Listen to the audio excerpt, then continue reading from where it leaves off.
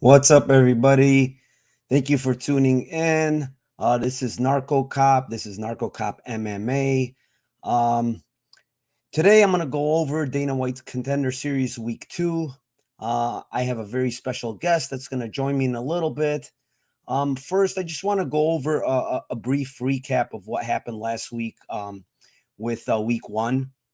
So, in Week 1, I had a bet on Carlos Candelario at plus 295. I got in very early. As I had said in my breakdown last week, I got the line really early. It dropped to about plus 130, plus 140 by fight time. And as you guys, I mean, if you guys watched the show, I think he got robbed. I think he won the fight. Um, the cardio was something that came into play, and I said that Altamirano's cardio would probably play a factor in that fight. But I still think he did enough in that second round. I still think he won that second round, and ultimately we didn't get the W. But honestly, I think that we got plus 295, and I think even if you got plus 30, you were on the right side. I think he won the fight again. But you know what? That's what happens sometimes. You leave it in the judge's hands, and you're not always going to get the W. The other bet I had was Mirzakhanov. I got him in early too at minus 265. That thing ballooned, to like, minus 550, 600 in some places, and he easily dispatched of Scheffel in round one with a nice right hand. I mean, he stepped away. I mean, it was a perfect punch, just landed clean. Guy has big power. I think he has a future.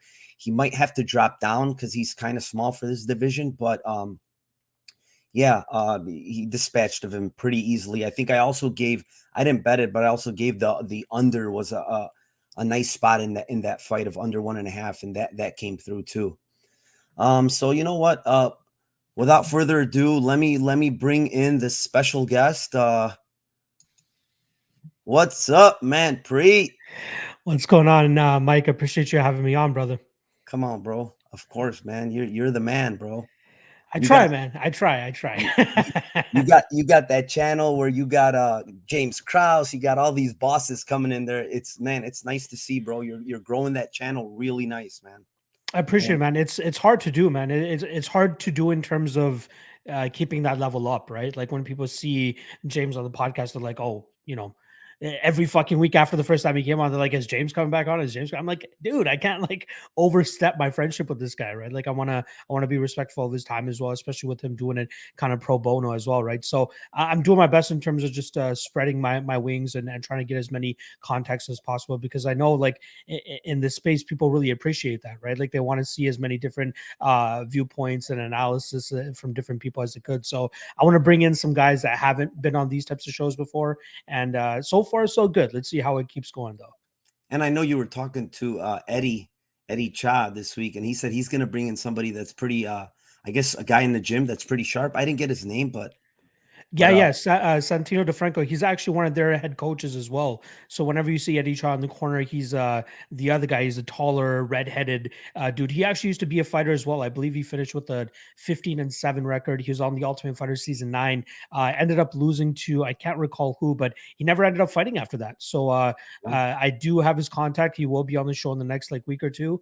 And once I get him on the show, I'm definitely going to ask him about that and why he decided to pursue coaching full time rather than going back to being a fighter. So a great guy, solid fighter or solid coach out of there, fight ready. You definitely see him in a lot of the corners when those fight ready guys are fighting. And he has a ton of my respect. And apparently he's really good at picking fights. So hopefully he's able to put some green in our pockets as well. you know what? When I think he said something like 13-1 or 14-1. I'm like, my God, I heard he said it. I thought it was like 19 straight picks that he got right. I'm like, whatever it was like okay. insane. I'm like, what? Yeah, Why exactly. is this guy coaching? Yeah, no, exactly. He goes, I always lean on Santino for picks. So I'm like, all right, let me get this guy on if he's the guy that should be giving me picks. So Bro. yeah, looking forward to that, man, for sure. Yeah, let me go through this chat a little bit. Say what's up to everybody. What's up, James Young? That's my guy What's right up? there. What's up? Oh yeah, SKD. What's up, boys? Let's go, man. Let's do this. DWCS coming through on the week off. Yep, it is, man. Week off. We still got some DWCS. Can't wait to cash tomorrow. Thank you, Joey. Appreciate the breakdown, fellows. Have a great show. Of course, man. Of course. Thanks for joining us, man.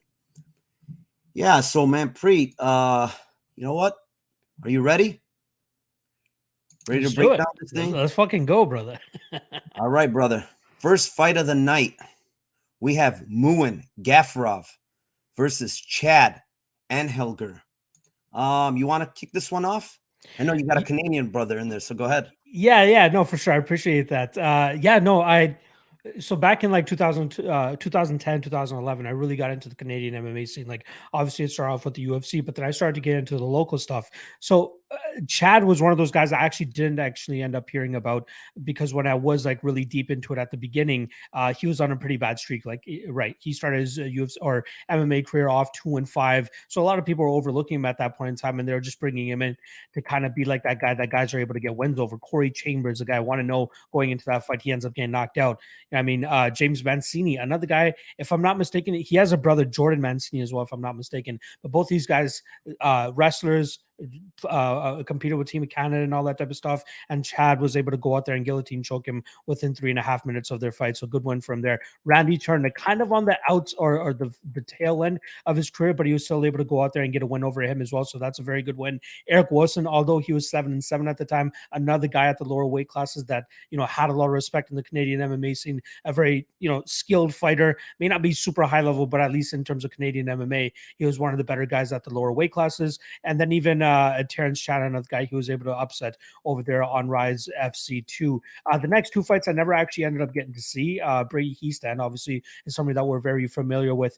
Just ended up being the Ultimate Fighter finalist, ended up losing to Ricky Tercios, but Chad was able to get a win over him too, right? So 8-fight winning streak. The 10-5 doesn't look as bad anymore, considering that he's on an 8-fight winning streak and getting some good finishes on that record too. In terms of his fighting style, it seems like a guy that likes to, just kind of measure his distance with his lead hand and then come through big with the right hand after that. One of his favorite combinations, it seems like, is like the rear uppercut left hook. Like, he's throwing that with absolute bad intentions every time he throws it. But I feel like the gap in experience and level of competition that he's been fighting compared to what Ghafrov has been going up against is just completely night and day. Now, I've seen some people out there kind of question Ghafrov's gas tank. It doesn't look horrible to me. You know what I mean? It's those fights where he's in like high paced, high stress situations, whereas, Chad could potentially do that. He could stay in his face and throw that jab out there. But I feel like the speed is going to be a huge difference maker here for Ghafrov. I think Ghafrov will be the faster fighter, not to mention that combat sambo background that he has. I feel like he can lean on that.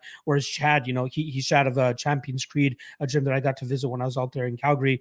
Main guy that comes out of there, Hakeem Dawodu, that's kind of their main guy that's coming out of that gym. But it's mainly a striking gym. They claim to be an MMA gym, but it's mainly a striking gym that those people are known for. If I'm not mistaken, the head coach's wife actually competed in boxing as well, so they do have a striking background. But yeah, this fight, I think Chad's going to be in for a little bit of a rude awakening in terms of level of competition he's going up against. Ghafrov, obviously, couple of small losses here in the 1FC division or 1FC company. John Lineker, obviously not anything to be mad there.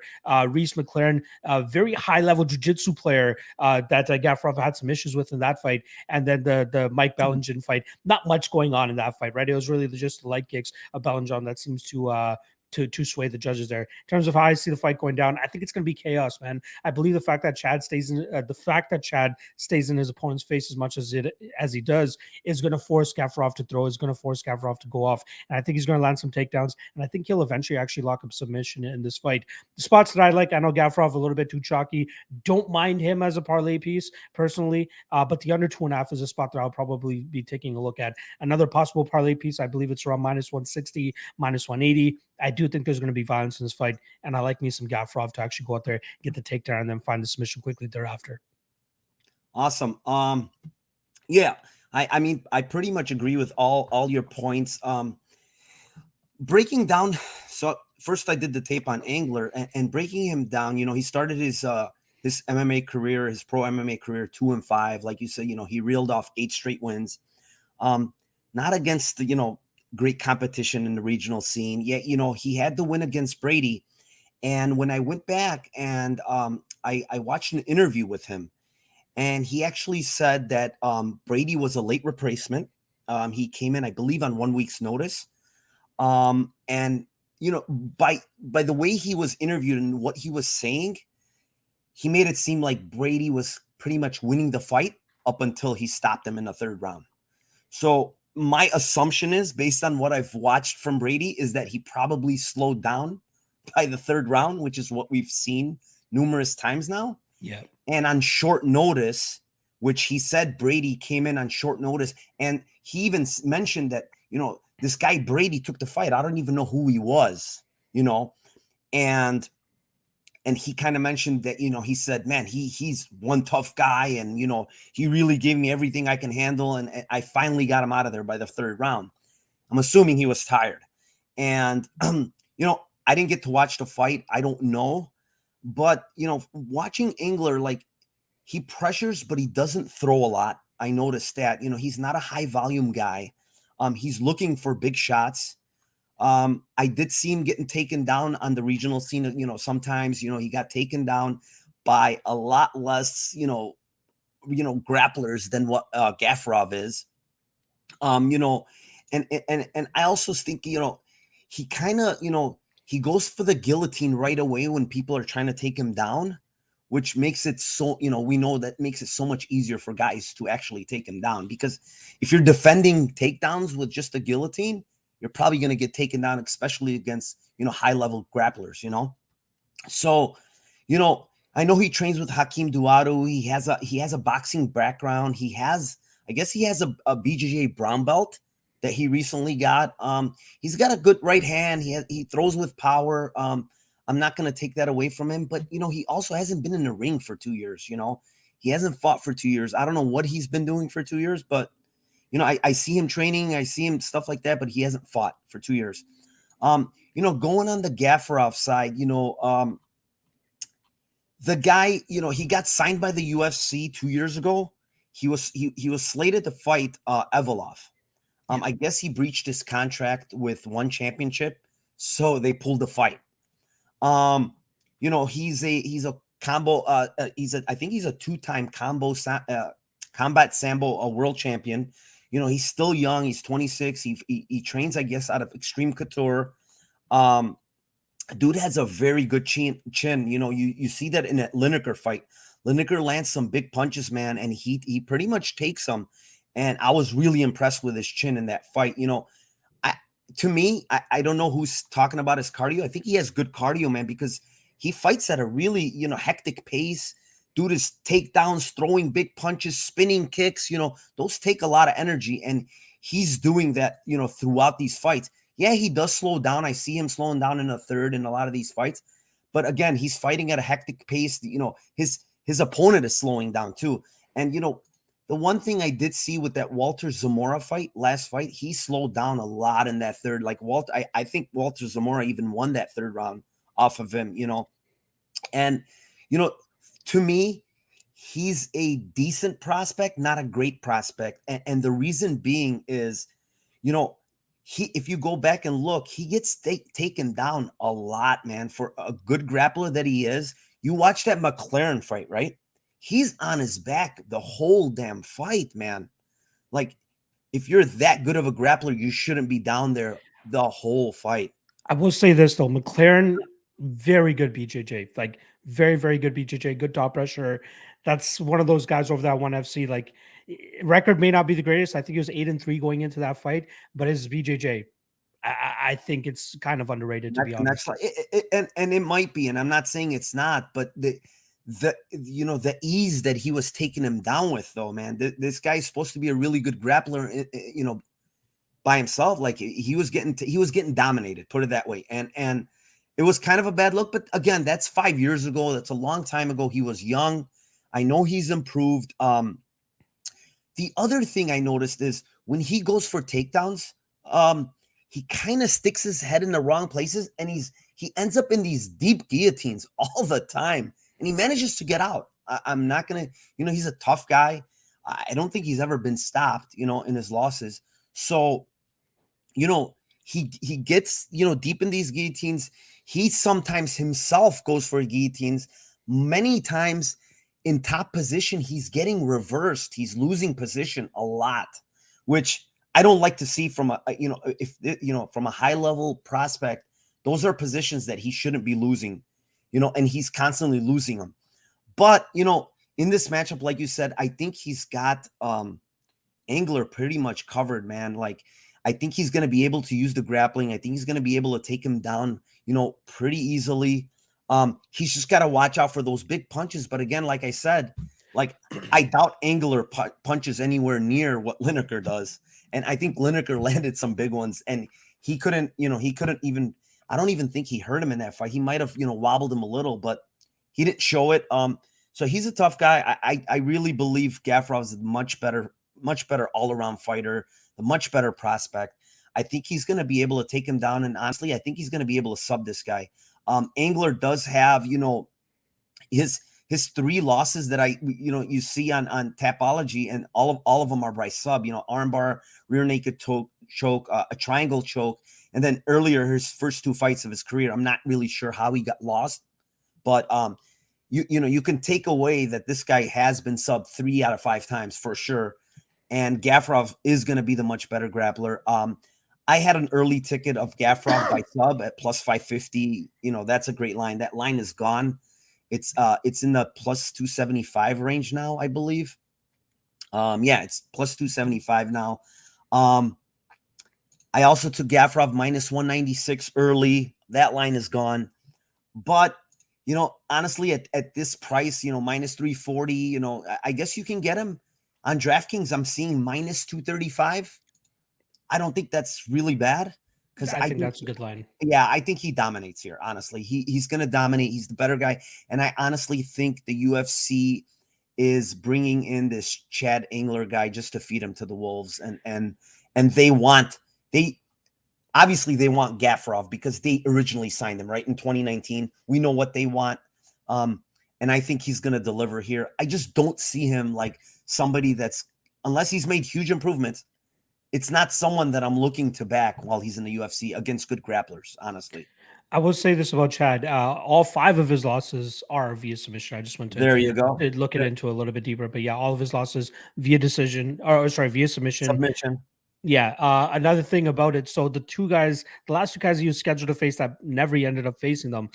Jamie Siraj, Rise FC. That was the same night he was supposed to fight Brady. If I'm not mistaken, Jamie Siraj had to pull out. He was another highly touted prospect, Canadian prospect, who had to pull out due to some sort of disease that he contracted. Wow. And just became like a, very, very sick, like was close to being on his deathbed or something like that. So he had to pull out of the fight. And that's when Brady Heaston came in. And then I believe the COVID situation is why Chad was not fighting for as long as he did. He was scheduled to fight on the Rise 6 card as well against this kid named Tyler Wilson, who I'm actually going to be seeing competing in 2 weeks against Louis Jourdain, who is Charles Jourdain's brother. They're fighting out here in the Toronto area. But yeah, that's another fight where Chad had to pull out due to testing positive for COVID. So he's been on the sidelines, I think, more so due to COVID more than anything. Obviously, up here in Canada, it's a little bit more strict, or was more strict compared to what you guys were getting down there in the US. So I'm sure that's why we weren't able to get much of these Canadian promotions getting their fights. And that's kind of been the tail of the tape for the Canadian guys, right? It's hard for them to get fights because nobody wants to like fly these guys down, more so just to be sacrificial lambs compared to, actually paying for their flight, their cornermen, all this type of shit. Like there's so much logistical stuff that goes into these regional shows that not a lot of people realize. Like a lot of Ontario guys specifically, they don't really get a place to shine because, it has to be like the West Coast that brings these guys out from Toronto, or even Quebec. You'll see a lot of guys fighting in Quebec because the commission's a lot easier. Ontario's commission is getting slightly easier. We do have one promotion, like I said, that's having a show in about 2 weeks, but we don't have many promotions like the US does, right? Like it's all on the West Coast. It's a lot cheaper, easier over there. So Chad, obviously, not being as active, but I do think that COVID had a lot to do with it. In terms of this fight, I absolutely agree with you, though. I think that Ghafrov shouldn't have too much trouble in terms of taking this guy down. I wish we had more physical evidence of seeing that. I'm sure if you buy the Brady Heaston fight on Fight TV, I'm sure you'll be able to see that, because considering Heaston's background and pedigree, that's normally how he wins this fight, right? Takes fights to the ground and pound, submission, whatever the hell it may be. But he's always known to be a guy that has a sketchy gas tank. And luckily for Chad, he was able to take advantage of it that night. So yeah, Chad could definitely put him out here. He does have some good power in his hands, in my opinion. But like you said, Ghafrov ate some absolute bombs from John Lineker and was still moving forward. which again, you're getting a better line on the under 2.5, even if both of us believe that Ghafrov goes out there and gets a submission. So let's take the under 2.5 in this spot. Parlay Ghafrov if you want, but again, I think the under 2.5 probably hits here. Yeah, I agree with you. I completely agree with you. Also, you're getting the really much younger guy, 26-year-old versus the 34-year-old guy that's been off compared to a guy that's been, fought this year earlier, albeit. But the other, slight worry. When I went to look at Ghafrov's Instagram, I don't know what he meant by it, but he said that, he put a picture up and he said a week ago, he said day 1 of training. So whether that thing is late, what? I don't know.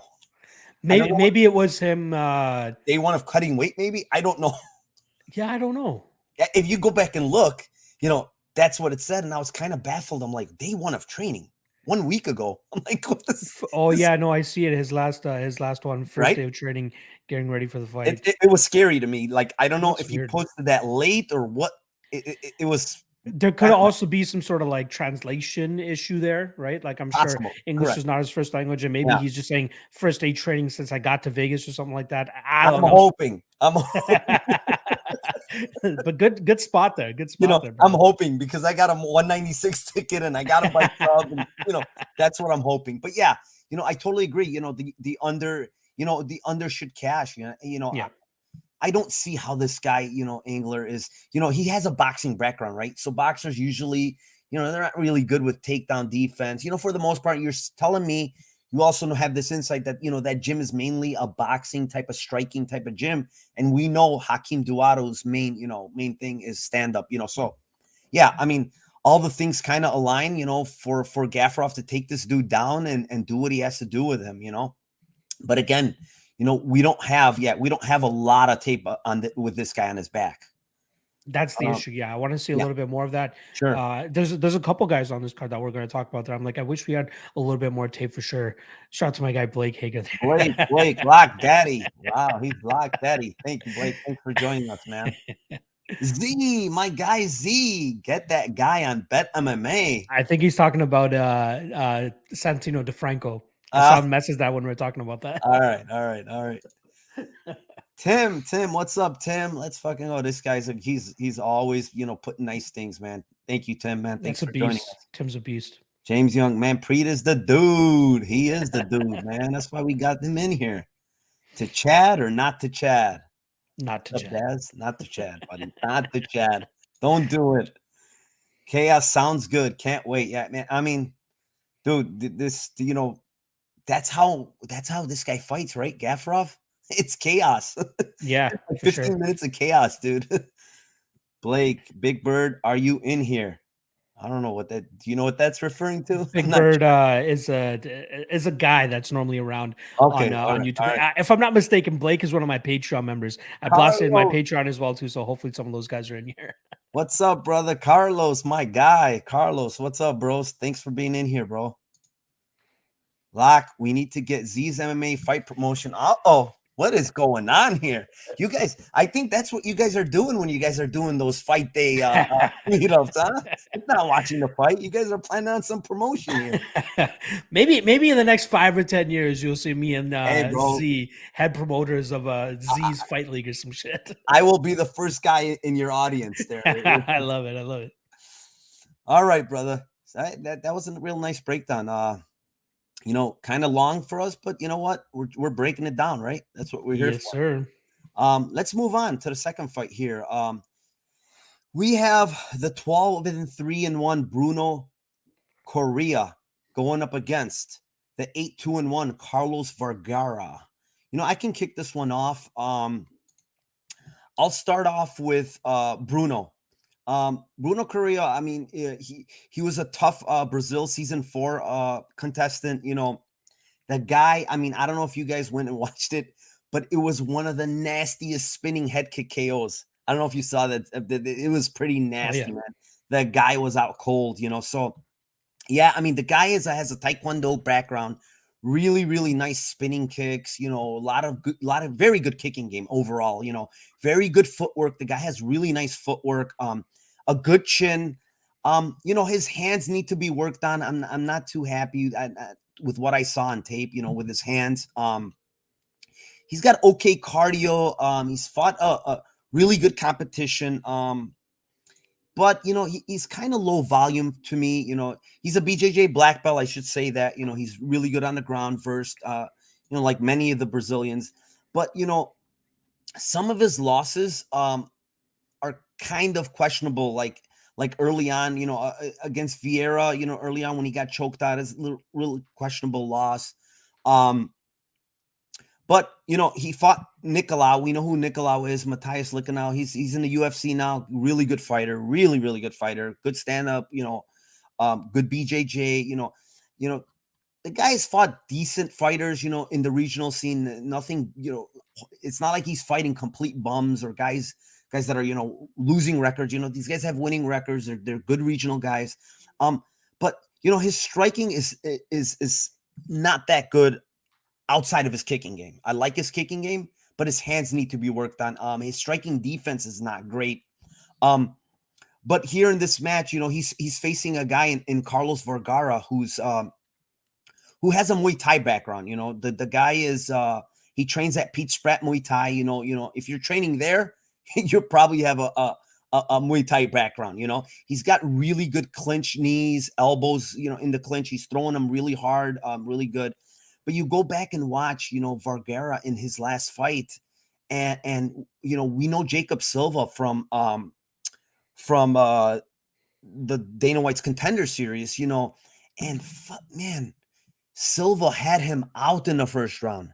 And honestly, I would say 90% of the time refs would have stopped that fight. That's how bad he beat him in that fight, in that round. And I was surprised that the ref gave him that much rope. He did. He survived, credit to the ref, he gave him a chance.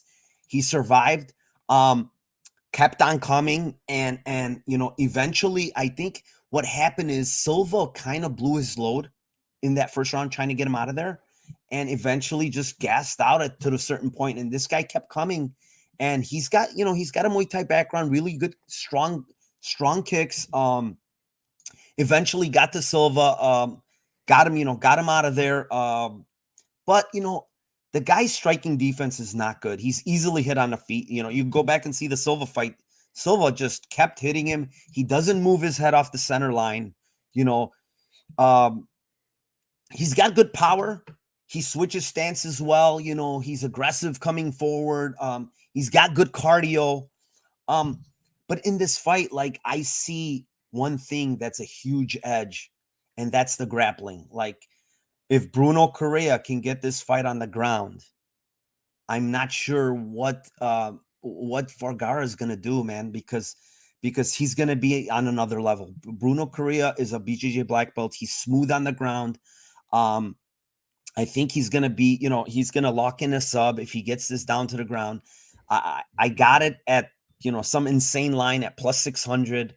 For some reason, BetOnline had KO at plus 160 and his sub at plus 600, which we know, that didn't make sense at all. I hope they honor it, because Correa, most of his wins are by sub. So, I think he has, that spinning hook kick that he knocked someone out, and he had another KO, but that's it.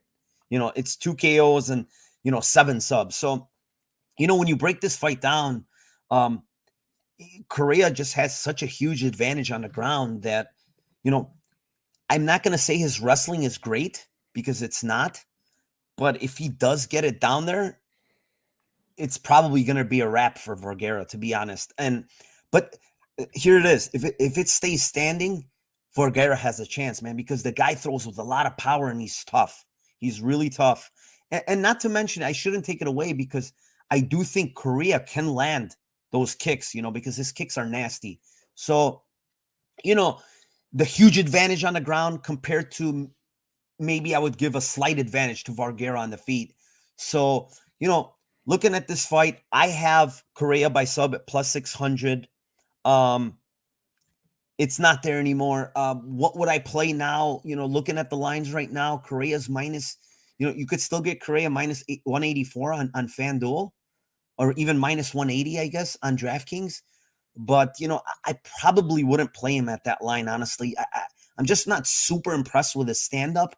And he hasn't shown enough wrestling, to for me to feel confident that he's going to take this fight to the ground pretty easy. So for those reasons, it's a pass for me right now.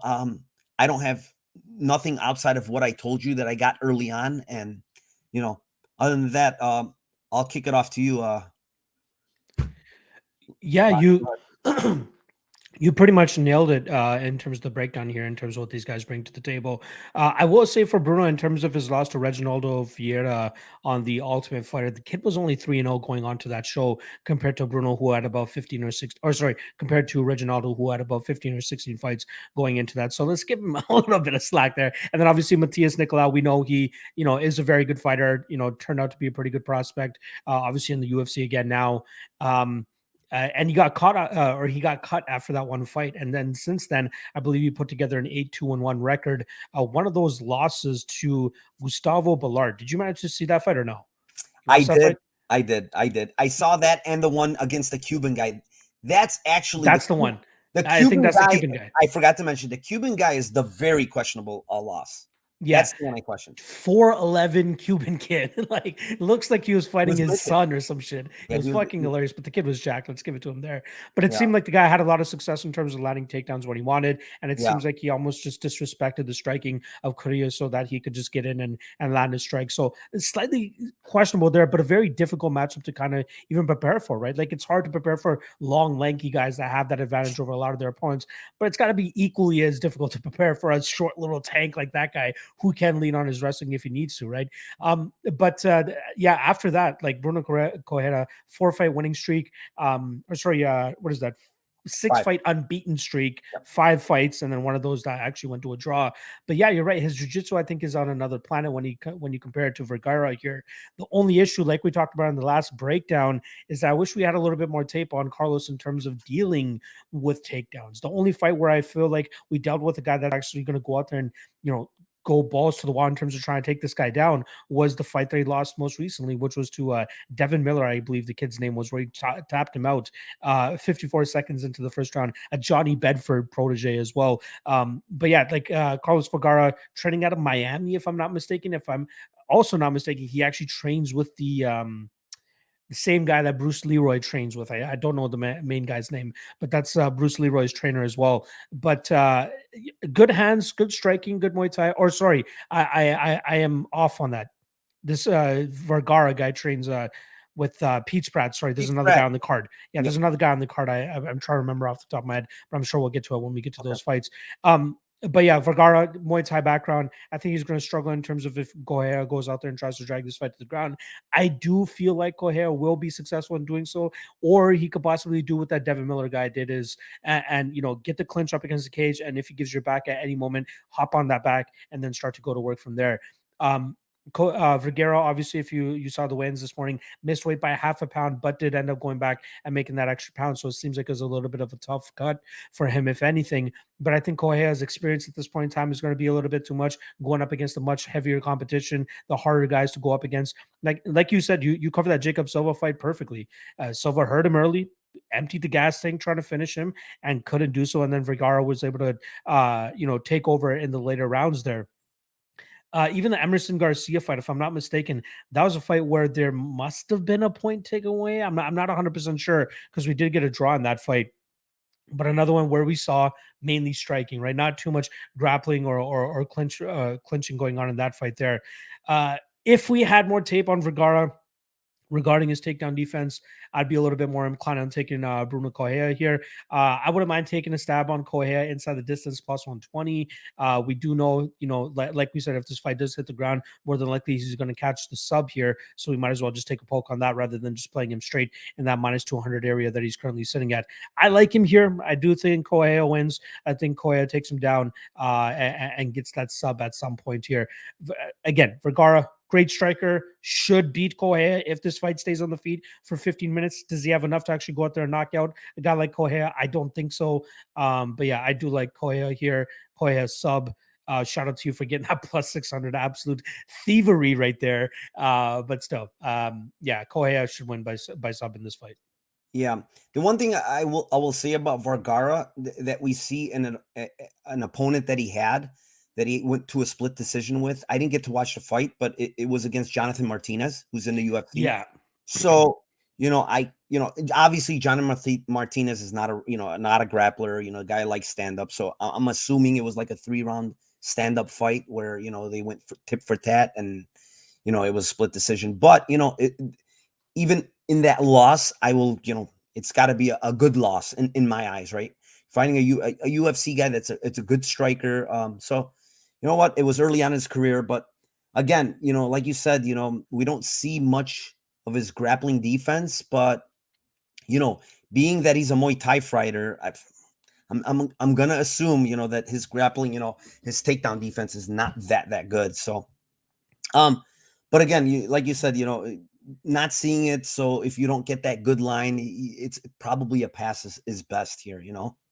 I feel like that's going to be the main thing with Contender Series, right? There's going to be a lot of holes in a lot of these guys' games that we got to kind of make sure that we have our bases covered before we actually go deep into it. Like, I haven't officially bet on Contender Series since way back in 2017, first season, because I got bit in the ass betting Jamal Emmers going up against fucking Julian Erosa that night, and has a great first round, grapple fucking him. Second round decides to go out there and be a fucking magician on the feet and gets knocked the hell out. So since then, I've kind of just had like a PTSD whenever it comes to Contender Series. With that said, you will never see a lock of the night play again on the Contender Series. Yeah. I might take a small poke here and there just for shits and giggles, but yeah, I'm not putting any serious money onto the Contender Series, considering the X factor of having a highlight reel finish to get a contract. It's a little bit too much for me. Yeah.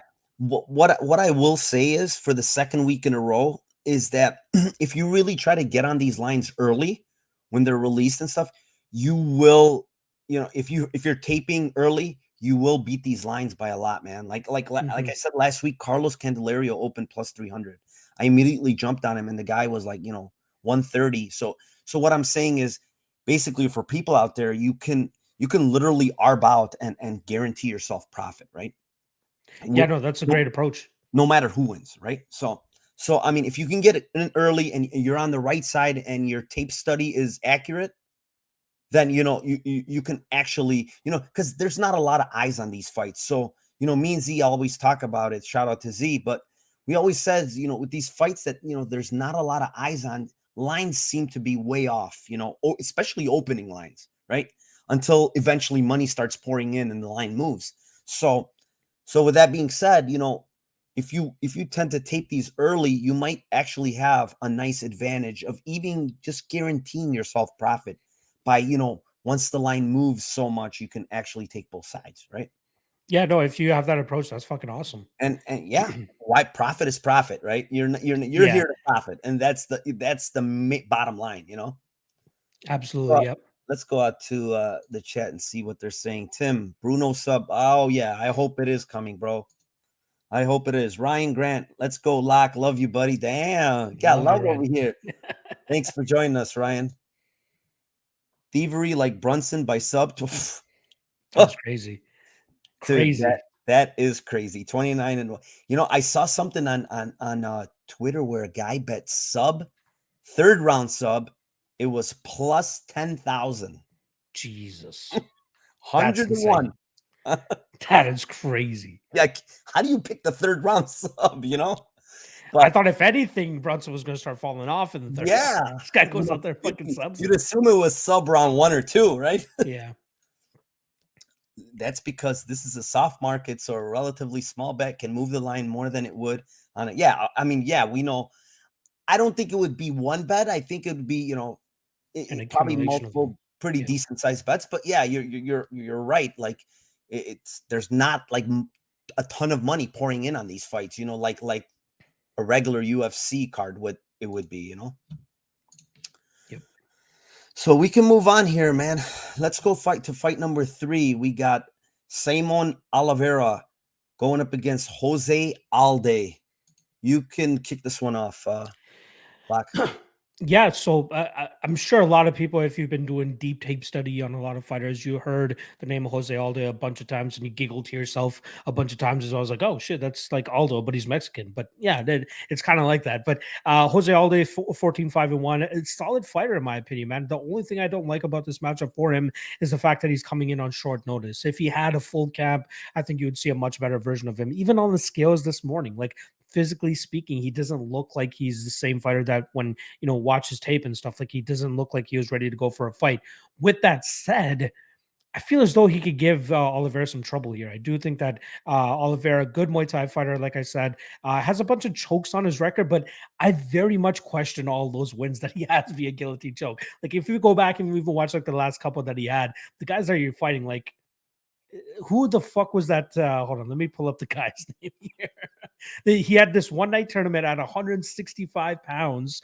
I Uh, Deco Dahara, he beats him via guillotine choke. At least that guy put up a little bit of a fight. But this Wesley Bautista guy looks like he's 45 years old, goes into the fucking cage, jacked as shit, but just can't fight the hands and ends up getting fucking a guillotine choke there.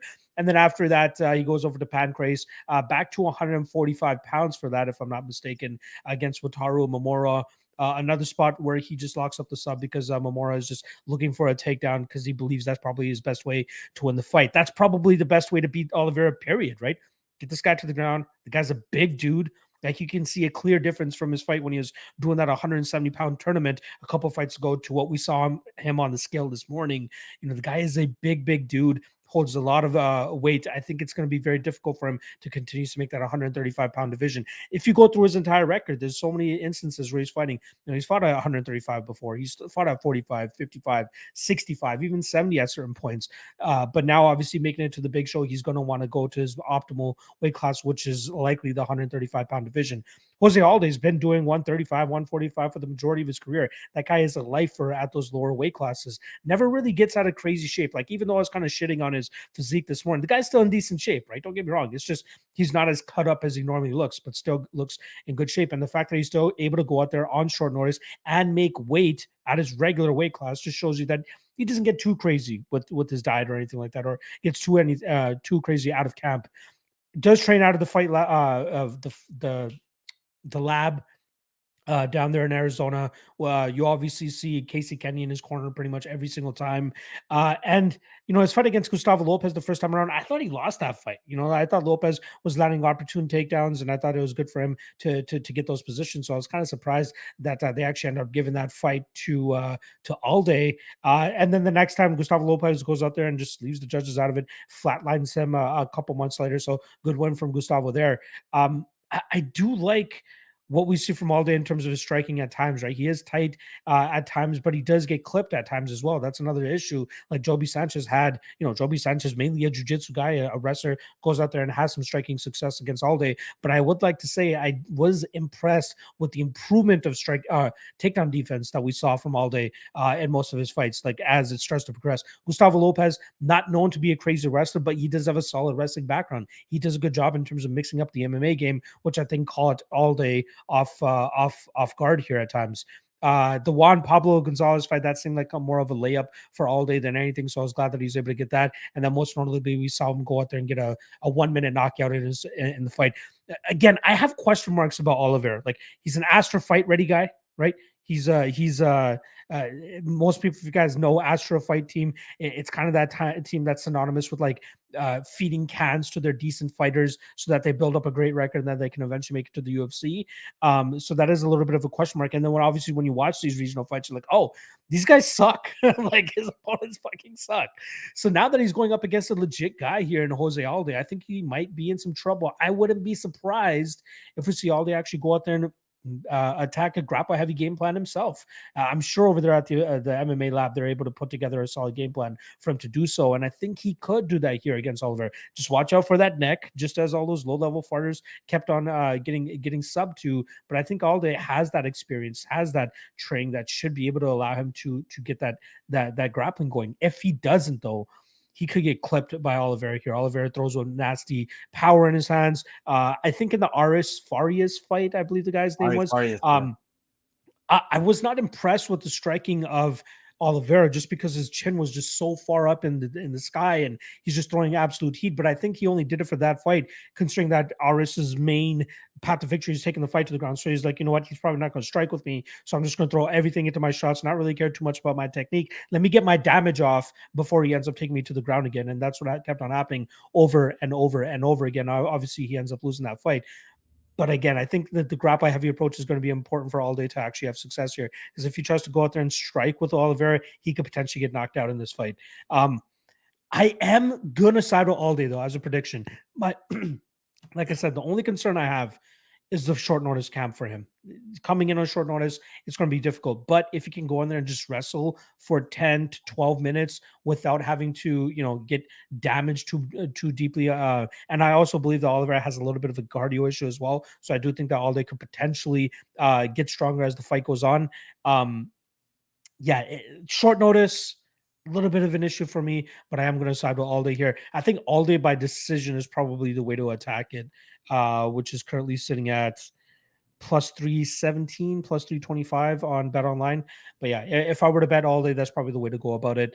I got it Alday here, man, but I don't feel so good about it. I'll say that. So, great breakdown. Like, I'm a little bit different than you on this one, just because. So, like you said, Oliveira fought at 170, fought at 160. The guy's all over the place, but the guy hasn't fought for 2 years too, which is kind of like it's sort of a red flag. His last fight was in 2019 in December, so it's almost 2 years. The guy hasn't fought, and that was in Pancrase.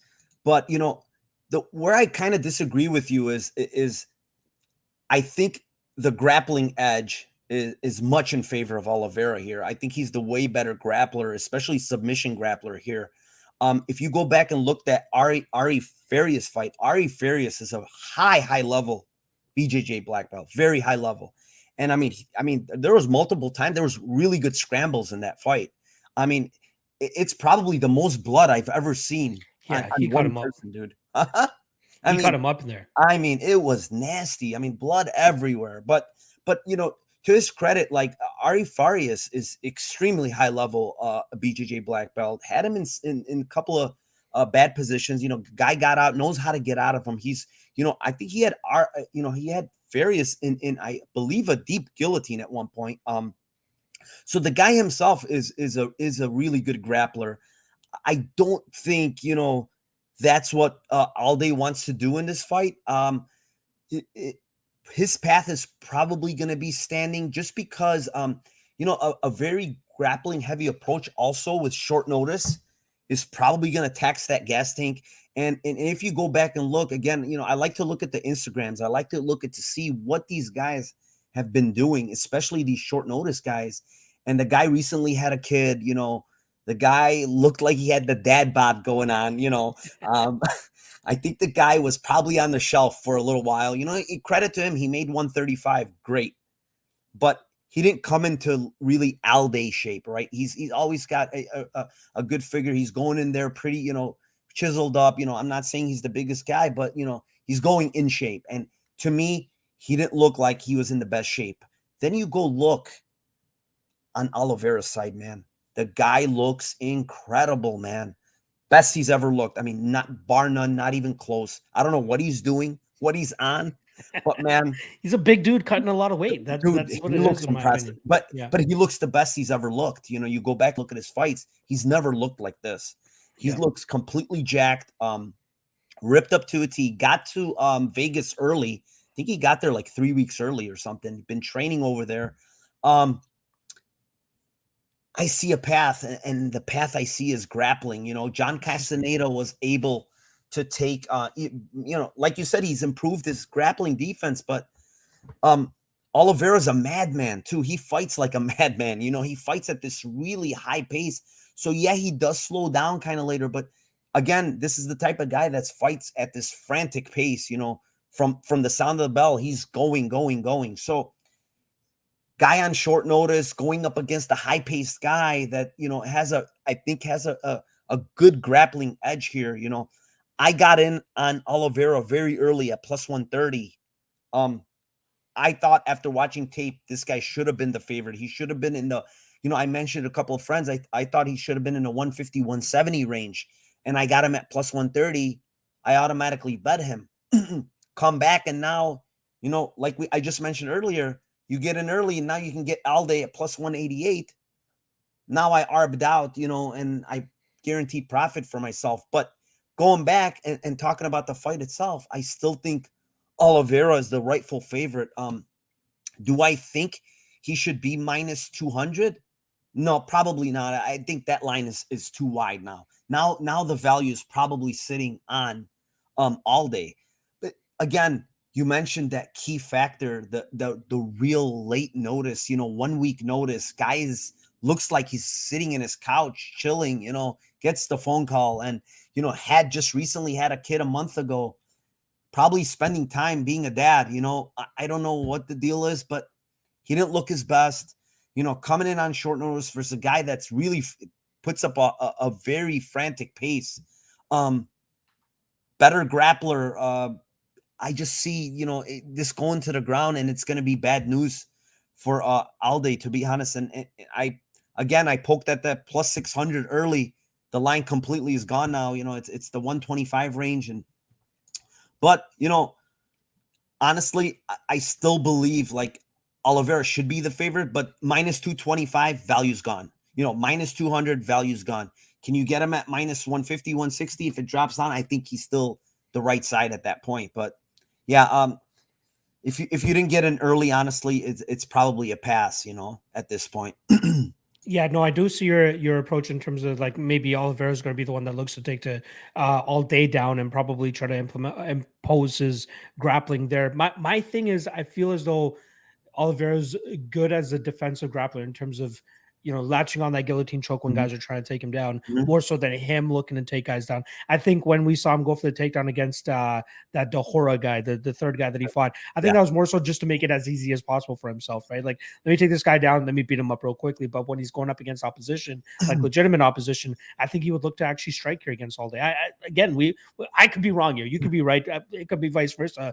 But I do see where Oliveira sees that he could potentially have the advantage if he looked to grapple fuck Jose Alday. I think just people might be underrating the grappling from Gustavo Lopez, because I thought like his takedown attempts were perfect, like perfect timing, blinded them perfectly with punches and all that type of stuff. I'm not sure if Oliveira has that type of wrestling capabilities, right? Hide the takedown behind punches or kicks or whatever the fuck it is, right? Again, big question marks. I'm not sold on this Oliveira guy yet. He might beat Alday if he gets to the UFC. I will look to potentially fade him with somebody who has a full training camp and a very good fighter. But yeah, we'll see tomorrow. I agree with you, but the thing with Oliveira's striking, it's wild, not good, not technical. Like I would take Alday striking. It's much cleaner, much better, more technical, way more technical. Now, if you want to mention power and stuff like that, yeah, Oliveira throws the big, heavy power shots, but the cleaner striker is Alday by far. And whether Oliveira decides to stand with him, it's possible. Like you said, he might just think he's the bigger guy and just tries to get him out of there. But I think the grappling edge is there for him. Again, I was really impressed. Like you said, he doesn't do a lot of wrestling. His, offensive grappling, it's not there. But in the Ari Farias fight, again, man, it was really impressive how he scrambled against a guy like as high a level as Ari is. One thing I want to say about that fight story, it seemed like Farias slightly gassed himself, right? Like he like every time he did end up giving up those positions to Oliveira just went to town on him, right? Yeah. But Farias looked like he was struggling a lot in terms of maintaining that top pressure, which is obviously kudos to Oliveira, right? Like to make a high level BJJ guy like Farias work as much as he did. Good shit. Like maybe I'm personally underrating him myself. From what I've seen on tape myself, it feels like his jiu-jitsu comes from lack of takedown ability from his opponent, right? And I'd be surprised if Alday gets snatched up in something similar. But yeah, I look forward to it, man. You might be right, but we'll see. It's an interesting matchup, to be honest. So let's see what we got here. Das Files money coming in on Aldo. Oh, all day, yeah. Only if the line switch. I don't think so. I doubt it's that much. I doubt it. It's not going to go that much. I don't even think it gets to the 160 range, honestly. Minus 160. I don't think it gets there. Best line right now is 185 Yeah, I on doubt it. betting line. I doubt it even gets to 160. And part of it is, again, the short notice, right? It's tough, man, to come in on 1 week notice, off your couch. It's not easy, especially if you're not training. I don't know what the deal is, but someone said Aldo looked like crap at weigh-ins. Well, I don't know about crap. Again, I wouldn't say crap, yeah, but he made we've weight. seen worse. Yeah, he made weight. And I wouldn't say crap, but he wasn't his normal body, if you want to say that, right? Great stuff. I'm going to wait for Oliveira to come up a bit, then bet. Fair enough. Hammer the like button, family. Yes, please, everybody, hammer that like button. I'm trying to grow my channel. Subscribe. This guy right here, he is the one. He's kind of the inspiration for me to do what I'm doing now. I love it. I love the interaction. Like, dude, it's great, I appreciate the love, my guy. We're trying to give them winners, Yeah. I mean, that's part of it, right? We want everyone to win. That's the goal. Profit is the goal. Yeah, beat the bookies up. Yes, sir. All right, let's move on to our fourth fight here. Fourth fight, Mario Sosa, a former, I believe, DWCS contender, going up against Chidi and Jakuani. I can kick this one off. I got some pretty decent notes on these two guys. Going with Mario Sosa, dude has a Muay Thai background. He's a BJJ brown belt. Really, really good kicks. Good knees in the clinch. I noticed that a lot. When he's clinching, he's throwing knees. He's really, really aggressive coming forward. Guy has good power in his hands. Literally, this dude he's relentless when he's coming forward. He's looking to take your head off, dude. For as big as he is, for as much as he's aggressive and all that, he's got good cardio. He carries his power. I see late in the fight, so that's really good. Now, talking all this good stuff about him, some of his flaws now, to me, his takedown defense is not good. Gets taken down pretty easily. Loves to play off his back. Just sits there, for minutes on end, throwing subs, I'll give him that. He's throwing up submissions. He's throwing strikes from bottom, but he's not looking to stand up. Like, dude, get up from bottom, man. You're not going to win, many of the fights from bottom like that. So one thing I did see is he's just kind of comfortable sitting on his back and throwing strikes and throwing up submissions, which to his credit, he throws up pretty good arm bars, stuff like that, triangles. He's got really long limbs, big guy. But again, the urgency not to get up is kind of concerning, right? If you're going up against grapplers. But here in this fight, right, he's going up against the guy in Chidi and Jakuani, who's also has a kickboxing background. The guy was, 12-1 as a kickboxer, has a BJJ brown belt himself that he doesn't really use much. Guy has, but one thing I will say is he's really technical on the feet, really good kicks. Good footwork, good hands, really nice jab. A guy that also uses a lot of knees and elbows in the clinch. So honestly, these guys are kind of similar, right? They got similar styles. But the cleaner, more technical guy here is for sure Jakuani. A guy with more experience, Jakuani. Fought the higher level guys, guys fought UFC guys. He's fought in the Bellator, again, this guy, similar to Sosa, I'm literally talking about the same guy, it appears. But again, his takedown defense is not great. This guy tends to slow down a lot, in fights. He backs up a lot to the fence, a lot of backing up to the fence, which worries me in this fight because Sosa is coming forward. I guarantee you the guy will come forward in this fight. And Jakuani seems to back up a lot. The other thing I noticed with Jakuani, he's a career 170 pounder. His whole career basically fought at 170 pounds. Recently moved up to 185, and he's 2-2. He's lost, albeit, he's lost to really good guys in the Bellator. John Salter, we saw him recently fight for the title. Very good jiu-jitsu, very good wrestling, was able to take Jakuani down, get a rear naked choke shortly thereafter. Then the fight after that, he fight Carvalho. Again, a big 85er. Carvalho kind of like, held him against the fence a lot. body lock takedowns, couple of body lock takedowns. You know, to his credit, and Jakuani stuck around, had a couple of good moments on the feet, but nothing to write home about, because I just thought he's the smaller guy, at the 85 division, much smaller, the strength advantage was there for Carvalho. You could see it when he got that body lock, it wasn't much resistance, for him to take him down. His last fight against Christian Torres, Christian Torres, 15-11 guy, not much of a great grappler, just not much of good of anything, to be honest. And he did what he had to do, take him out of there, but he was tired. And that was one thing that I noticed. Like, he started slowing down, which was a concern. In the second round, he started slowing down. So Sosa's going to bring the pace. Sosa's going to come forward. Sosa's going to throw power shots. It's a matter of, can and Jakuani stay away from those, use his boxing, which I think he can. But if Sosa was to use some grappling, some wrestling here and try to take us down, this would be his world. I think he would have a big advantage there.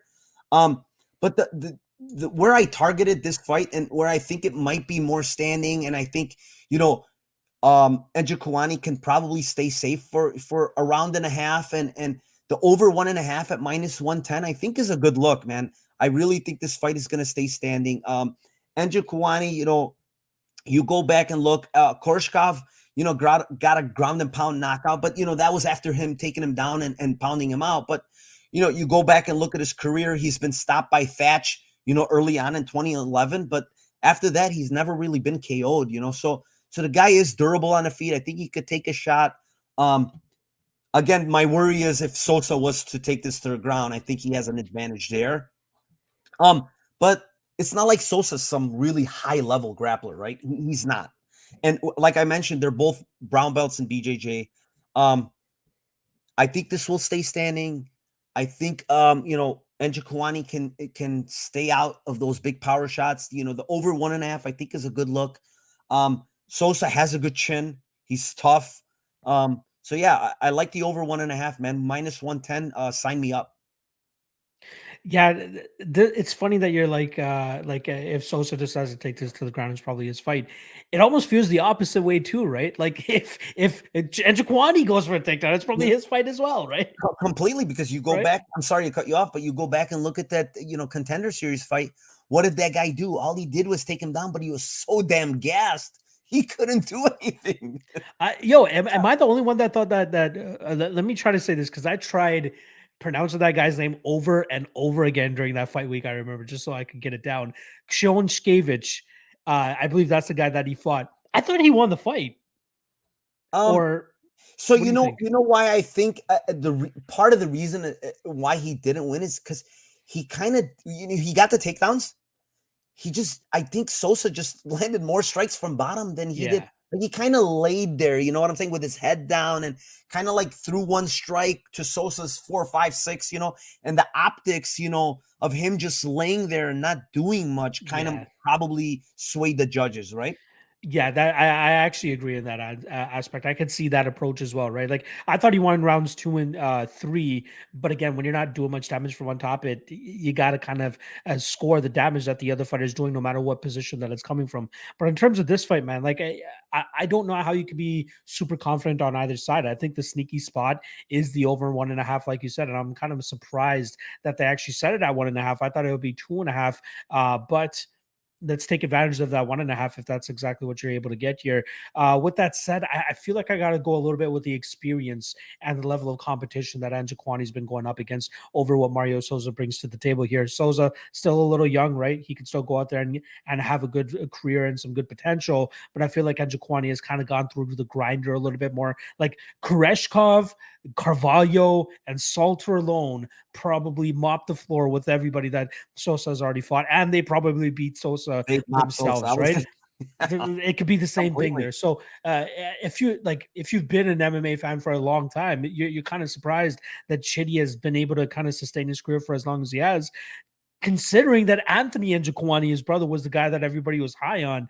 I know he didn't have that big of a stint in the UFC, but he had some fights over there in the WEC as well. But I never really thought much of Chidi. But then every time I would see like a Bellator event or just one of those random events that he's on, Chidi's still out there and he's still competing, and he has 26 fights now to show for it compared to the 13 from Mario Sosa that he brings to the table, and then obviously the lack of opposition that he's going up against in the regional scene is not a good look either. I think Sosa has some potential, right? Mean Muay Thai, good leg kicks, some good pressure as well. But the dude looks like a fish off of his back, and that's not a good look at all. Both guys almost. But I feel like you get a little bit more resistance from Chidi than you actually get from Mario. Also, shout out to Mario, the Brazilian, with the actual Mario tattoo on his neck. Fucking killed me when I first saw that. Yeah. But yeah, in terms of how the fight goes, striking, I think it's pretty much the same, other than Jakuani probably has the edge in terms of technical abilities there. And obviously the amount of experience that he's been able to accrue just through Muay Thai. And then again, it depends on who decides to like push the fight in terms of, being the one engaging in the clinch, pushing their opponent up against the cage, or look for takedowns as well, right? I think whoever looks for takedowns here can easily win this fight. But this is the Contender Series, right? How much is weighing on their minds there that I need to go out there and get a legitimate knockout to secure a contract in this fight? So who knows if either guy decides to go out there and go for the clinch, right? Why go for the easy way and not get a contract? Bite down on the mouthpiece. Let's throw some fucking haymakers and see who goes down. And that person is probably going to end up getting the Contender Series thing. That is my main reason in terms of not going deep on the Contender Series, because guys can just throw their game plan out the window and just fucking go balls to the wall. With that said, I still lean with the Jakuani side. Like I said, experience, technical abilities, he should have the edge there. I think even training camp wise, I believe Chidi has a little bit of an advantage in that aspect as well. I gotta go Chidi here, but I will definitely consider that over 1.5, because I do think we'll see a little bit of stalemating going on before somebody actually ends up opening up and look for a knockout or something like that. So yeah, I gotta go with Jakuani in this fight. No big confidence though. Yeah, I to me, when I looked at it, it like you said, it's a complete like pass as far as taking one side or the other. It's just such a close fight. I see advantages for both on the feet, right? The size and strength advantage, I think it's going to be with Sosa. The other thing I kind of like worries me with Jakuani is the fact that this fight is going to be in a smaller cage. Sosa's been fought in this smaller cage, and Jakuani hasn't. It's going to favor the guy coming forward because, even though Jakuani has the footwork, the technical skills, you don't have as much room to use that, those technical skills and your footwork. So yeah, those are slight advantages to Sosa, being the bigger guy, I believe, again, I honestly think Jakuani's, even though he's, 6'3", I still think his frame is more of a 170-pounder. It just seems like when he fought Salter and Carvalho, who's the two guys that, you have to compare kind of those two guys. Cause like Christian Torres, like, I don't, that guy was there for a paycheck, honestly. Yeah, it didn't seem like. Let's be honest, the guy's a 205er, but the guy is not, whatever he is, and I don't want to take away from any fighters, but when I compare him, with those two fighters of Salter, who are high level guys, Carvalho, really good fighters, it was just, so easy for them to take him down, and the strength advantage, you could see it, he was the one getting pushed up against the cage. He was the one, getting taken down pretty easily. So, Sosa's a big dude. He's all 6'3", but you could see he fills out that 185. He's a big guy. I think he's going to be the stronger guy. So the smaller ring kind of worries me. But, if you told me this was a bigger ring, he could use his footwork, it's going to be technical. I do like Jakuani. I think he's the better striker. He's fought the better guys. I mean, look at some of these guys Sosa has fought, man. Right. Like it's not impressive whatsoever. Like, dude, just take away that Dana White's Contender Series, right? He fights his 11th fight against a guy that's 1-1. Like, come on, dude, what are you doing? Right? It doesn't make any sense. Yeah, and then you fight your like 8th or 9th fight against a guy that's a newcomer to a new pro, first pro fight. Like, what's going on over here, dude? Like, I know. So those are questionable to me. I don't, young, good fighters that have 10, 12 wins should not be fighting a guy that's making his pro MMA debut, right? It's or you have 11 fights and you're fighting a guy that's 1-1. That to me is you're just trying to pad your record, right? You're trying to like make your record look better than it is at that point. So I honestly feel like I see that a lot with these Contender Series records. honestly, let's be honest, it happens a lot in Brazil. So yeah, exactly. right, it happens a lot in Brazil. So yeah, I mean, a great breakdown. Like we kind of see eye to eye with this fight, right? Both guys probably and I didn't see that. I kind of didn't pay attention because Jakuani never grapples really. So, but yeah, if he decided to grapple, he'd probably have an advantage, right? Yeah, it's a glaring weakness and flaw that you definitely see on Sosa's tape. So take advantage of it if you want to, right? Yep. Bong QQ 72. That's a good point. Chitty is best when he can use his range and work the jab. Yeah, he's got that's one thing. He's got a very, very nice jab. I love his jab, like really nasty jab, man. So he's very clean. Like Sosa is not great when it comes to striking, like technically. Like guy's a madman. So he's coming to take your head off, which is good. Dana White loves these guys, right? He likes those madmen. Like last week, what's his name? God, it's fallen off. Can't remember his name, but guy was a madman. Came in up against Delano Lopez. Oh, Joe Zinaldo Brito or something like Brito, that? Yes. I mean, Joe Anderson Brito. Joe Anderson. I mean, that guy's a madman, dude. Yeah, savage. Absolute savage. That guy. And Sosa's kind of, not as savage as him, but he's similar. Like he loves that, going forward, throwing bombs, trying to take your head off, Yeah. Kill or be killed type of guy. That's what it appears to me. Mm-hmm. But awesome. Let's move on then. Our last fight, the main event, it is Josh Quinlan going against the super late notice Logan Urban. Go ahead and kick this one off, Block. I'd say this is the one that I am least prepped for, but at least I'll try to get into at least what I was able to notice about these guys here. Josh Quinlan, one of, if not the only guy representing Juan Fight Team. If people remember Juan Fight Team, Wanderlei Silva opened up a gym over there in Las Vegas and quickly just left it. It seems like that. Obviously, he's still a bit of an owner over there, but from what I've been hearing, at least from Las Vegas locals, it seems like the Wand FC or Juan Fight Team is more so for the guys that are like in the amateurs. They don't have any crazy good coaches. They don't have a crazy fight team or anything like that. And obviously, Josh Quinlan, you see, 6-0 amateur career, all finishes with the exception of his second fight, and then goes into the professional scene, and now he's a 5-0 professional as well. I'm trying to figure out what he's like really good at. It seems like a tank, likes to go out there and throw a lot of heavy leather. I don't see much else from him, right? He doesn't actively look to get takedowns or anything like that. It looks like he's trying to just go out there and land the bigger strikes with potential to knock out his opponent.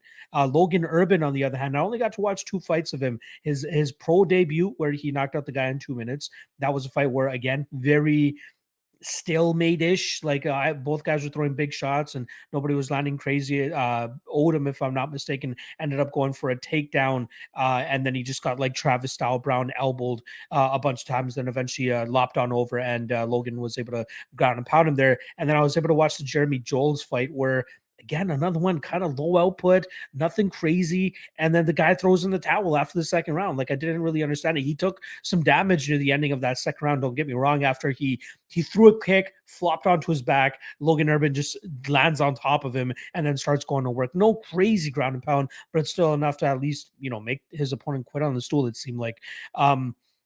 Quinlan seems obviously to be the side, the guy who has a full training camp, was scheduled to fight somebody else, was targeting the state for as long as he was, compared to Logan Urban, who's just getting the call 2 or 3 or 4 fights 4 days ago, which obviously isn't a good look. Looks in great shape, don't get me wrong. So maybe he was just waiting to get the call. But a guy that doesn't seem to be fighting out another good gym either, right? Like, I don't want to throw shade to that Revolution Fight and Fitness Gym or whatever it's called over there in Pennsylvania.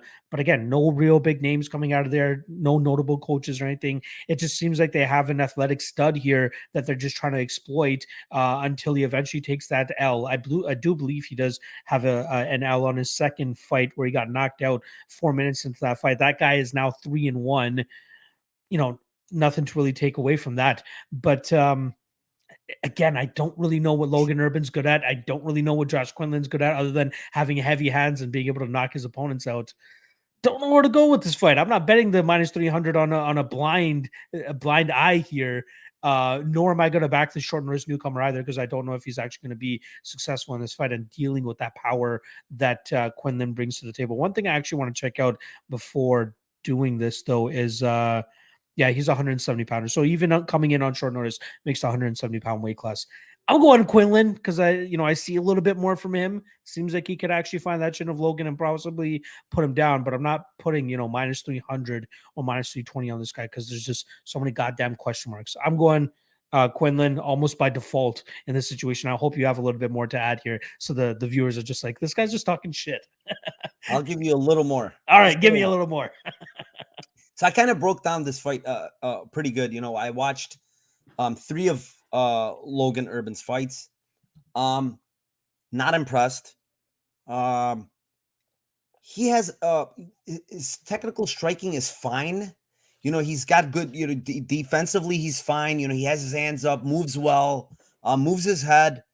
I saw all that stuff, but he's fighting very, very, very low level guys, man. And like you mentioned, that Jeremy Jones fight, the guy is 2-9, man. Yeah. Like, guy was not good whatsoever. He should not be going into the 3rd round with this guy. This guy did not look good whatsoever. But one thing I noticed, Urban is very, very low volume, extremely low volume. Doesn't throw a lot of strikes. He's got very good kicks. He's got a good kicking game. I noticed that about him. So I did like his kicking game. But again, the guy is very low volume. I guess he has some, some power because he has some knockouts, but I don't see it much on tape, to be honest.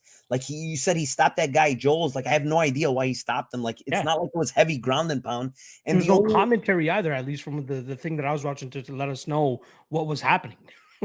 And the only reason he got that on top of that guy is because the guy threw a spinning kick and fell, and then he got on top of him, right? So it's not like he got a takedown. So his wrestling, when you go back and watch some of the tapes, he grappled in one fight, but there's no wrestling there. There's no grappling there. So, if he did have a grappling game, I probably might have played him. If he had a heavy grappling game, I probably, wrestling background or something, I probably would have played him here just because of what I saw on tape from Quinlan, right, against Jennings. Sorry, one thing I want to add quickly before we move on from Joel's. The greatest thing that Joel's is known for, apparently, was being Stephen Wonderboy Thompson's pro debut back in 2010. Wonderboy went out and knocked out this guy in the 2nd round. That's all I got to add. Continue, sorry. That's a great ad. What I will say about Urban, and I have to give him some credit, because you go back and watch his last fight against Blasingame. I mean, it was a picture-perfect knee KO. I mean, beautiful setup, like great timing, like literally perfect timing, and he just knocked him out cold with a beautiful knee. So, like, his timing, I guess, is pretty good. Like, his stand-up is not, I wouldn't call it bad. It's pretty good. It's just such low volume, man. The guy doesn't throw, The only thing he's throwing is little kicks here and there, but he's just not throwing enough punches. The volume is not there. I'm not impressed with that. The people he's fought, even, amateur days, whatever, he's 6 fights in his pro career. He's fought really, really low level guys. So, going back on the Quinlan side, again, one thing that I noticed with him, slow starter. Yeah. A guy that doesn't throw a lot early on, very slow starter. Has a good low calf kick. You saw it in that Jennings fight, really good. Has nice power, good hands, guy's pretty compact built, but again, a guy that's low level, you go back, you see, he took out Jennings in the 3rd, but then you go back to the fight before, Joe Borashek. I mean, watch that fight, man. Borashek is so sloppy, terrible. Just watching this guy, he's got no technical skills at all. And yet he hits Quinlan sometimes, tags him up at certain points, gets to the 3rd round somehow. I don't know how, but he gets there, and Borashek is, I guess he has a kickboxing background, but man, he's so sloppy on the feet, throwing weird kicks, weird punches from different angles. I don't know, but that was a bad look for me. You know, seeing Quinlan go 3 rounds with the guy and the guy actually, you know, tagging up Quinlan at certain points of that fight is a bad look, you know. And then, you know, again, going back to the Dallas Jennings fight, you know, Dallas Jennings hurt him really bad. I can't remember what round it was. I think it was the second round. Yeah, he hurt him pretty bad on the feet. But one thing I will give Quinlan, he's tough, has a good chin because I want to say it was a huge like left hook that landed. It was nasty. I mean, he landed really clean. He took it. I mean, he got hurt, but he took it pretty well. Again, I don't have much on Urban. I could maybe he's pretty tough, but I just see that his striking defense is pretty good. He's low volume. What's his name is a slow starter. Quinlan's a slow starter. Guess what? Over 1.5. I just looked at that as you were saying it. I'm like, wait a second. I mean, yeah, so minus 115 for the over 1.5. It's 1.5. So if you go back and look, Quinlan's not a fast starter, bro. He's just not. He takes his time. He measures people, and Urban, for whatever he is, he's got pretty good defense. And this fight is probably going to be standing. To be honest, I don't see either guy grappling because I don't see it on tape, right? And Quinlan likes to stand. So yeah, if I had to choose a side, like who's going to win, yeah, Quinlan's going to win. But am I going to bet this guy, you know, at this ridiculous, you know, 303? I'm not, because like you said, he has a lot of flaws. He gets hit a lot. You know, I could even see Urban landing some kicks, you know, he's got good kick game. So yeah, Quinlan's a tough guy, slow starter. Urban is, you know, very low volume, over 1.5. Again, sign me up. I don't see a huge advantage, like, you know, grappling advantage or something where I could say, you know what, Quinlan's going to take him down, sub him, or vice versa. Standing, yeah, I give the edge to Quinlan. He's got the better power, probably got the better overall striking, but again, not by like a huge margin because I don't think he's some like great striker. So, yeah, you know, he's also fought, you know, very low level competition for the most part, right? The feather in his cap to me is probably Ryder Newman, right? In the amateurs when he, you know, Ryder Newman, we know he fought in the tough recently. But again, who is really Ryder Newman, or how good is Ryder Newman, right? Because he got taken out in that first fight. So again, questionable. Both guys haven't fought great competition. You know, over 1.5, like sign me up, bro. It's I just see it on tape where both guys are very, you know, low volume guys, you know. Yeah, Quinlan has power, but I think Urban is pretty decent defensively. So I like it. The funny thing is, like, you can attest to this as well. Usually when we get newer fighters, whether it's Contender Series or whether it's a UFC debutant, and we watch like 2 fights of these guys, you're able to kind of get a grasp on what these guys are good at and what they bring to the table. Sure. I couldn't get that with these guys. Like, I'm just like, what are you good at? You have power. You throw a ton of, you know, you throw a ton of power. That's really about it. There's no volume. There's no, you know, jiu-jitsu game that we can see. There's no wrestling game that we can see. There's no clinch game that we can see. I didn't see anything from either of these guys that led me to believe that they should have a massive advantage over the others, especially Quinlan. You know, I guess the best attribute that either guy has here is power. That's really about it. One thing I am curious about, though, is you have the Logan Urban fight, his last fight. Send me the link to that shit because I could not find that anywhere. So if you do have the link for that, send me that. It's on YouTube, and it's not a full fight clip of his. Oh, it's like a highlight. It's a small highlight, but it's you know, I only saw the basically the highlight of that knee, and it was really crisp. Like I don't know if you saw it, but it was really nice, really good timing, good everything. I didn't get to see the first round, so I think so. That's what I was curious about. I'm like, is there anything in that first round that he would have shown us? No, right? No. But again, what I did see from the time I did see him in the ring is he's pretty solid defensively. He keeps his hands up. He moves his head. Seems like he's I couldn't even find anything like what background this guy had, to be honest. I Googled it as well. So I Googled his name just to see him. Like, let me try to find out some more things. It seems like he works at the Cleveland Clinic, which is, I believe, like the neuroscience lab or some shit over there, where they do all like the CTE investigation and all that type of stuff. And apparently he's an administrative assistant there, according to his LinkedIn page, if that is his LinkedIn page. That's the depths we're trying to go to figure out who the fuck these guys are. that's kind of a problem, right? We don't even know what this guy's background is. Is it wrestling? Is it boxing? Is it kickboxing? I don't know. I really don't. I searched and searched and searched, and I couldn't really come up with anything. I went through, I want to say, yeah, I went through his Instagram because he was at a wedding like 2 days ago when he got the call. I saw that Literally too. at a wedding. So I kind of looked through all of it and just I couldn't make out what this guy, where his background is. So I'm not sure.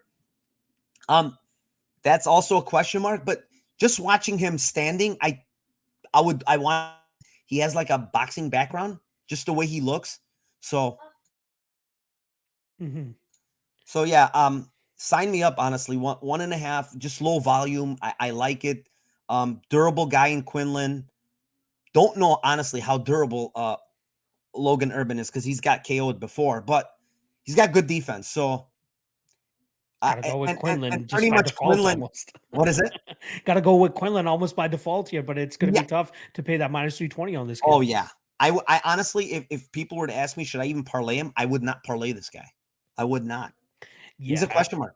I think I told you earlier too, after I finished my studying, the only just for kicks play I'll probably have on this card is the parlay of the first 2 fights, Ghafrov and have Correa. I might play Correa inside the distance as well, but that's about it. Like, I don't want to touch this card too much. There's so many question marks. The Sosa and Jakuani fight, even this fight in itself. What's the other fight there? The Alday and Vera. freaking again. We don't know what kind of Alday we're gonna get here. Is it truly him right off the couch, or has he been training in secret or some shit that we don't know about? So many question marks. Should be some fun fights. Should be some snoozers if Jakuani or Sosa go out there and decide to grapple fuck each other. Yeah, I mean, we'll see how it goes. I like these things. We don't have anything on Tuesdays. I know they're kind of like throwing in guys. Like, I'm not really high on any of these guys, to be honest. Like, just from a prospect standpoint. Like, I know some people like Ghafrov, but he has too many holes to me. He has too many holes. Like, being on top, getting swept multiple times. Losing position, going for the guillotine so many times when you have to going for that guillotine and ending up on bottom. Like, fight IQ issues too, I would say. But he's young. So I have to give him that, and he could be improving. So shout out to Z. I saw the message that he just sent me. He sent me the KO, and it was a very well timed knee. I will say very that. well. It looked like his opponent was going for like an overhand. He dipped his head right into the knee. Yep. So very good performance. I don't mind actually going through Logan Urban's Twitter and seeing if there's anything else that he has there that could potentially give us some more signs about what kind of fighter this kid is. Sosa's only 24. He should be making bigger improvements short term. Chitty is who he is. I expect the evolved version of Sosa. Yeah, that's possible.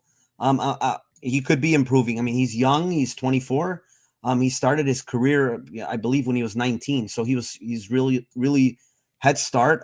He's got 13 fights, which it's pretty active, right? Decently active, but again, he's been on the shelf for a year, right? So yeah, he could have big improvements for that 1 year, right? Yeah, for sure. Even this Logan Urban kid, man. Like, I'm getting more intrigued by him the more that I'm like looking into him. Like, don't do it. Link to second round fight of Logan Urban. Link to the second. I'm definitely not gonna bet him. Now, I just mean in terms of like, I wouldn't be surprised if he pulls off the upset here. It looks to also be a Dragon Ball Z fan, which is always good in my book. So okay, there you go. Yes, that is another thing that I noticed. Shout out to my MMA Fight Club. Yeah. Saw a lot of back knee there as well. And there's Z. Sent you the knee. Appreciate you, Z. Love you. Always watching in the background. Yeah. Thanks for joining me, bro. This was a great stream. We took an hour and 30 minutes for 5 fights. But, dude, we literally went deep on these fights, man, for whatever we could get, That's all we have because we don't have a card this Saturday. So, yeah, man. Locke, thank you for joining me, man. Let me give you the floor. Shout out whatever you want. Floor is yours, brother. Yeah, you guys can obviously follow me at MMALOTN on IG and Twitter. Twitter is where I'm the most busiest, if you want to call it that. YouTube channel, obviously MMALOTN or MMA Lock of the Night. Nothing this week. Again, all my Contender Series stuff, I'm actually just doing simple write-ups that I'm putting up on my Patreon. That's really about it. Nothing for the public this week, but we will be back to it next week. I'm going to actually look to potentially drop my Lockcast episode a little bit earlier, just considering that we have a week off here. So maybe the regular Monday, Tuesday schedule that I drop it, look for it a little bit later. I might actually drop it Friday or Saturday this week, but no promises. We have 15 fights scheduled. I'm expecting to have a couple fights fall off. Hopefully none of them that I actually end up getting into tape for.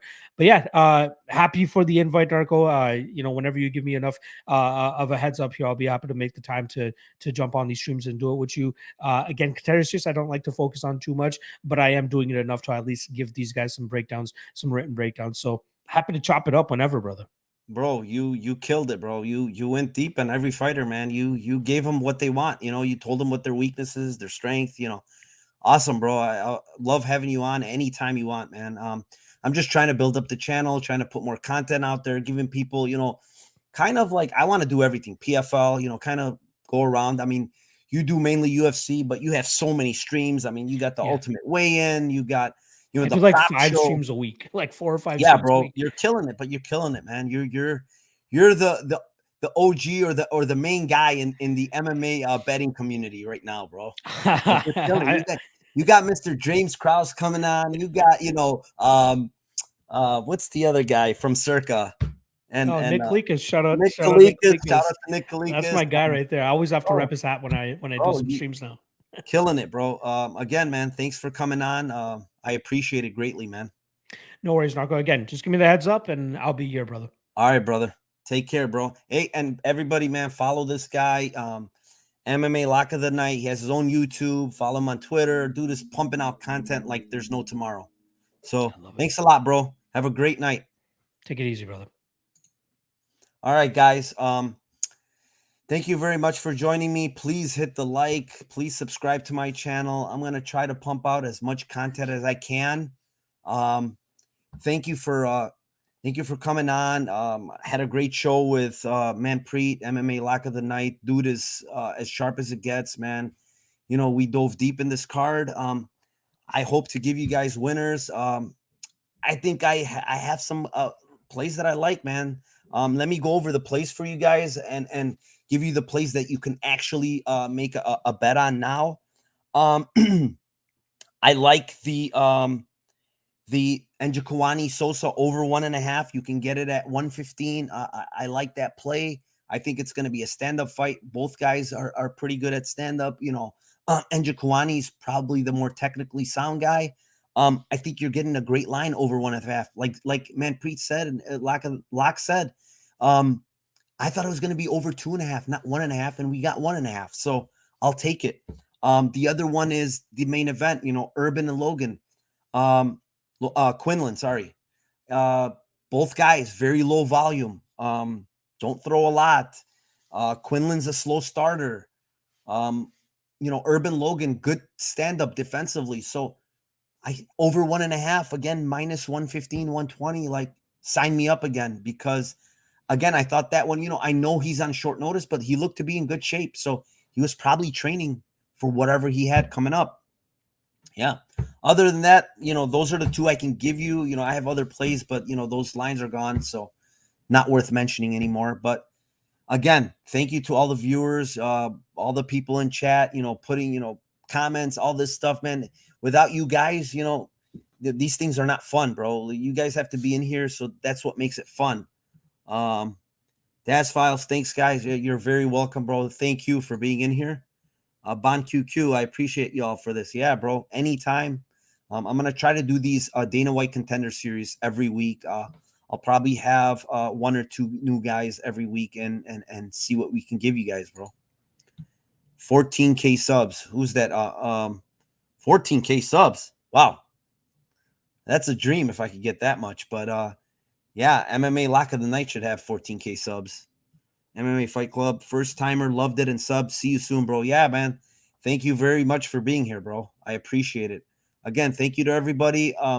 Have a good night, and let's cash our tickets tomorrow. Take care.